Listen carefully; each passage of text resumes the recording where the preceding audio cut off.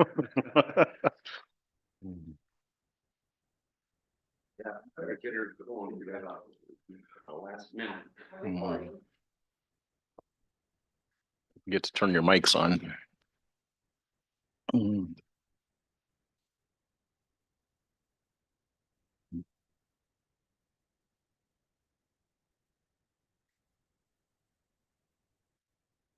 It's 9 o'clock. We're going to call the meeting of the Codington County Commissioners to order. If you'd please rise, I will have our auditor Brenda lead us in a pledge of allegiance. To the flag of the United States of America, and to the republic for which it stands, one nation, under God, indivisible, with liberty and justice for all. Thank you. Hey, number 2 is a call for public comment. If a person would like to make a comment, they can do so in person or with the telephone number 605-882-6248 or 605-882-6297. And if you have a cell phone, we'd appreciate if you would silence it. And if you need to take a call, we'd like it if you do it in the hallway. Thank you. Number 3, is there any conflict of interest? No. Nope. Okay. Item 4, we need a motion to approve the November 26th So moved. agenda. Motion by Van Duzen, second by Gable. All those in favor say aye. Aye. Opposed? Motion carries. Number 5, we need a motion to approve the November 19th minutes. So moved. Motion by Johnson, I'll second. second by Gable. Is there any additions or corrections? Seeing none, all those in favor say aye. Aye. Opposed? Motion carries.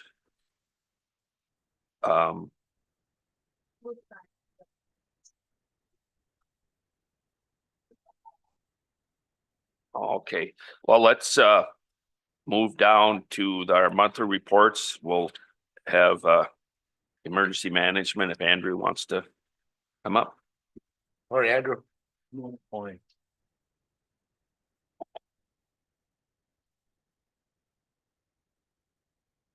So after the last monthly report, I observed an exercise that a local business did. That was one that they reached out to me and fire department to help them along with the planning process. Everything from that exercise turned out really well. There were 2 search and rescue call outs. Of course, that was while I was in drill, so Sherry responded to those 2. She also helped with voting, like all the way up through voting day. I participated in a ward briefing for a mitigation project that was funded by the Hazard Mitigation Grant Program, or HMGP. This grant funding is available after a presidentially declared disaster. It allows the recipient to rebuild in a way to mitigate from future disaster damages within the community. For this one, we're essentially a pass-through entity, and this project's facilitating the replacement of 2 miles of overhead 3-phase distribution line with an equal amount of buried line. We're also working on a second HMGP project that's going to allow for a backup generator at a water tower site. Worked through a few more services at search and rescue, and we got the heater installed, the one that was approved last time I was here.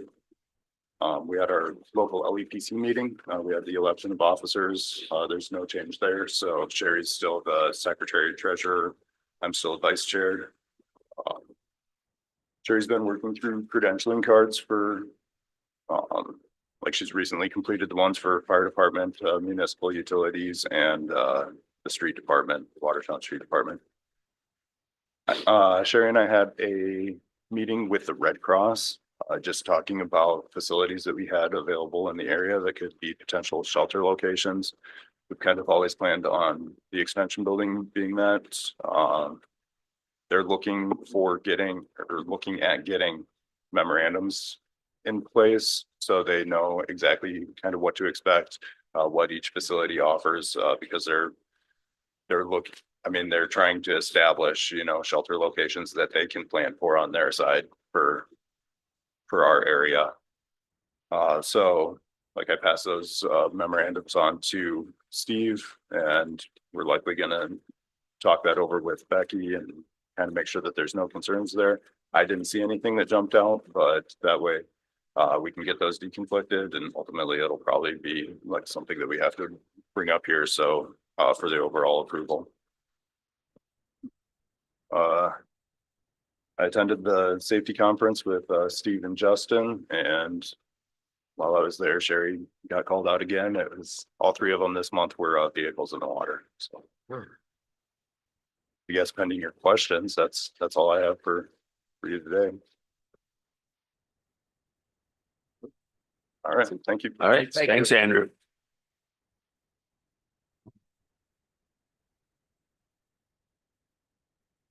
There's some red lights on. Oh, there. Well, we'll do your report. Then we'll have Luke up. And we got our reports out of the Morning. morning. Brad. How's it going today? Good.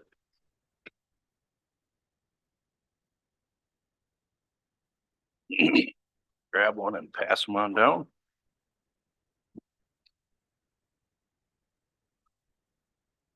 All right. We will start on the commissary monthly balance sheet there. So for the bank balance, end of October 2024, snapshot there was $20,034.82.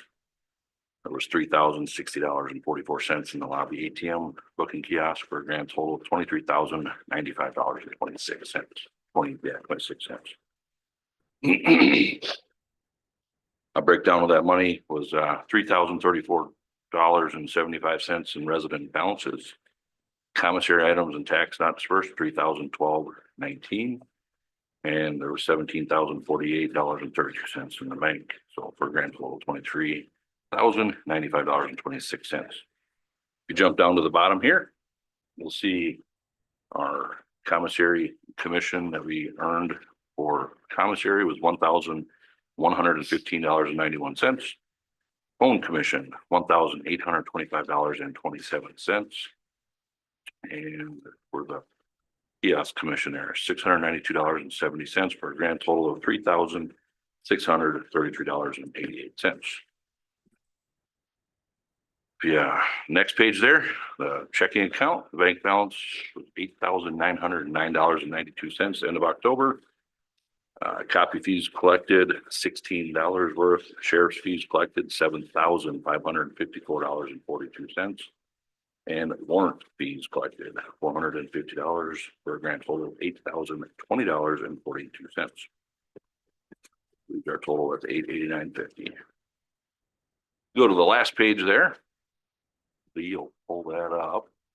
We'll get started on some of the sheriff's office activity there. You'll see for the month of October, there were 645 cases and calls that we responded to in the month of October. A little busier than September, which was 603. There's 19 accident reports completed. You can see the deer season is starting to come in there. There are a lot more deer accidents, and I know in November it's even gone up more. Last few days, there seems like there's 2 or 3 a day now. So they're definitely getting busier. 72 warrants were served. 293 civil papers were served. And there was 2,232 transport miles put on. That was a total of 10 trips and 17 people that were transported. Yeah, scroll down to the middle of the page there. Some jail activity. For the month of October, our average daily population was 51.81. Our high ADP was 61, and that was on the 27th. Our low ADP was 45, and that was on the 13th. On the 24/7 program on the Scram bracelet, we had 17 participants, 13 people on the remote breath, 41 people on the twice daily PBTs, and 38 people on the twice weekly UAs, and 0 people on the sweat patch, for a grand total of 109 participants on the 24/7 program And we had 220 bookings in the month of October, and say that kind of just stays kind of a steady number. We look across the board there. For the month of October, we collected $18,335 in out of county contracts, $2,540 in work release fees, 24/7 fees, $5,704, and scram fees, $4,509. So kind of looking at the out of county contracts, like I say, they've been up a little bit there. Some of that has to do with the state penitentiary is kind of come up with a new policy now. We have to call in advance and make sure that they have room. We've held females for several weeks once they've been sentenced. It's a state issue. They're kind of backed up a little bit and they won't accept them. So we've had to house them here and we send them a bill and they pay us. So that's been happening quite often. Sure. So do they have a state rate or do they are? We are working on that with the Sheriff's Association right now. Okay. There's some wording in the laws. Once you're on parole, that's set in state statute that it's $95, but they're not on parole now. I've been billing them at 130 and kind of rolling with it. So does it says that they can contract with us, which they do not have a contract with us, but we're kind of stuck with them until they accept them. That's kind of where we're in that weird. And they've been paying the bill? They've been paying the bill, so I guess we're going with it. We've had some that had some medical expenses and we billed that to them as well. So they're seem to be paying that part, but. So that's kind of one of the reasons that's a little bit higher, so. Another thing, we're done with the election. That was really busy for Dave and our court security booth down there. There was 12,871 people that had come through the booth for voting. Average month is 5,000-6,000. Those are kind of busy months, maybe 7,000. So you can see that was definitely a lot busier. Kind of working with Brenda here, just kind of looking forward to the next couple of years and the next election, the things that we can do to maybe streamline getting people through, because that checkpoint can be a kind of a clog. Yeah. When you start having that many people come through the courthouse, wasn't really designed for that many back in the early 1900s. So kind of open discussions and trying to see what we can do to streamline things and kind of get people in and out a little bit quicker. So, jail, we just got done with some jail training, doing some pressure point control tactics with our staff and working on taser training. So that was last week. And our food drive for the last thing, every year we do a community project for the sheriff's office, and this year we're doing a food drive for the Salvation Army, and we're wrapping that up tomorrow. So if you have any canned goods or any boxed meals or anything like that, drop them off at the sheriff's office lobby here. We're hoping to do a distribution here soon. All right. That's all I have. All right. Anything else? Sounds good. Thank you. Brad. All right, Yeah. thanks. Okay, we're gonna back up and get number 6, action to approve this plat resolution. If Luke would come up. Good morning, commissioners. All right, look. All right, we have the plat of Cotton Slough Edition located in government lots 3 and 4 in section 10, township 117, range 53 west, and in government lot 5 in section 33, township 118, range 52 west. Which is this plat here straddles the former reservation line just north of Lake Compesca is where this is at. It is still in the county. I'm gonna throw a little context on here. Basically got a one person's purchasing lot 2 there. They're gonna transfer that to Game Fish and Parks. And in exchange, I believe, at least what I understand, I think that there's going to be a swap where lot 1 will then be owned by the individual that lives right next to it. So 2 things going on here that I want to make you aware of. Honestly, one, it's 2 lots, neither of which meet the minimum lot area. Both the owners are aware of the fact that they will not be able to get building permits on these properties unless they own it with enough to get building permits. So 35 acres, or if it's attached to a farmstead or something like that. So In doing so, the future owner of Lot 1 has already signed a letter agreeing that they will not get building permits unless they own it with a buildable lot. And Lot 2 is expected to be owned by the state, and the state doesn't have to play by our rules as far as that goes. So the bottom line is that generally we do not get letters of assurance from the state, and this is nothing different. But I do want it noted for, at least for the sake of posterity, that if for some reason they would get a transfer, at least in the sake of our minutes, if that were to transfer out, that would not be a buildable lot because it's less than 35 acres. So it would be good to have that at least in the minutes, and we note that. Move to approve. Move or motion by Johnson, second by Gable, that we approve this plat resolution 2024-34. Any other questions? I should note one thing, a little different than normal. Whenever we have these, they're called letters of assurance. They have a condition tied to them. Usually the Board of Adjustment signs them. In this case, because there was no Board of Adjustment action, they're not asking to build anything. It'll be Commissioner Schwer as the chair of the county commissioners in this case, because there's nothing tying it to the Board of Adjustment on this one. So just wanted to give you a heads up that we'll be calling on you. Okay. Any other questions? If not, all those in favor say aye. Aye. Opposed? Motion carries. All right, thanks, Luke. Thank you. Luke. Thank you, Luke. See you later. Yes, see you. Have a good Thanksgiving. Yep. Okay, number 8, discussion possible action to approve job shadowing for a Southwest Minnesota State University student Point there. at the Good morning. Community Service Office. Yes, good morning. So this is actually a practicum, which is a term for internship for social workers. So the contract is for a practicum student for next semester. This is actually a student we've had previously. She was a student with the Human Services Technician Program at Lake Area Tech and did a short job shadowing with us and went on to pursue her social work degree. And so would like to come back and do her full semester long practicum with us, so that will start in January and end in April, and she'll be 32 hours a week. And then there's a contract, which I believe was emailed to you, Commissioner Schwer, about. Yep, Okay. yep, yep. Yeah. Make a motion we to have it. approve. I'll second that. Motion by Van Dusen, second by Johnson. Any other questions? Is there any financial implication? No, she'll be covered by their insurance, and then there's no pay. It's social. I do have a question. I'm Yes. looking at the likely contract. And pretty long. Yeah, I can't find it right now. Just was reading it a few minutes ago. yeah, it is 4 pages plus then a 2-page. No, Oh. that's the length of the contract. That Oh. how she'll be here. Yeah, it is January, yeah, January through April. 32 hours every week. Okay. So it's it's Semester. full-time. Full It's a, semester. yeah, it's like, teaching for Mhm. student teaching, but job shadowing or Yep. internship. Thank you. Yeah.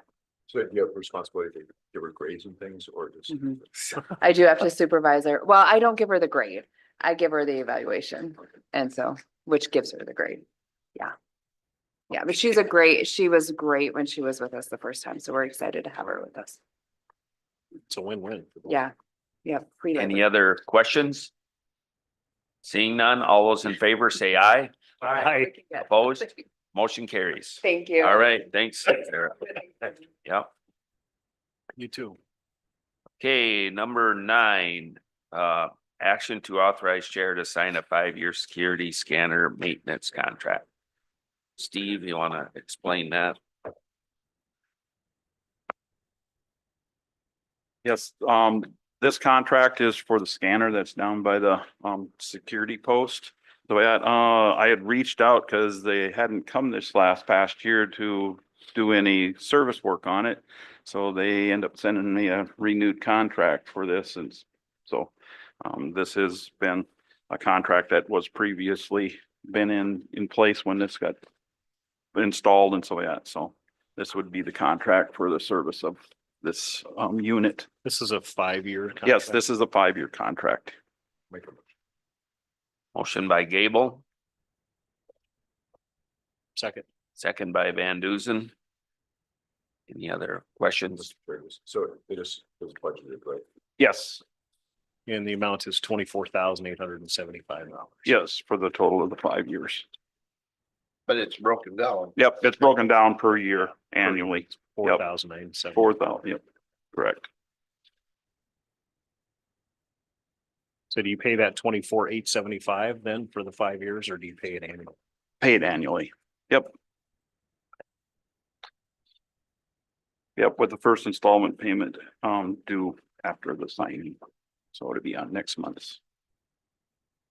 Or this coming month's, I guess, claims. Any other questions for Steve? Seeing none, all those in favor say aye. Aye. Opposed? Motion carries. Thank you. Thank you. Okay, we're going to, I should announce that at the beginning of the meeting. We're gonna have a short executive session and talk about number 3 contracts. And we'll resume. Make a motion to go into executive session. Motion by Van Duzen. Second by Waterman. All those in favor? Aye. Aye. Opposed? Motion carries. Sorry.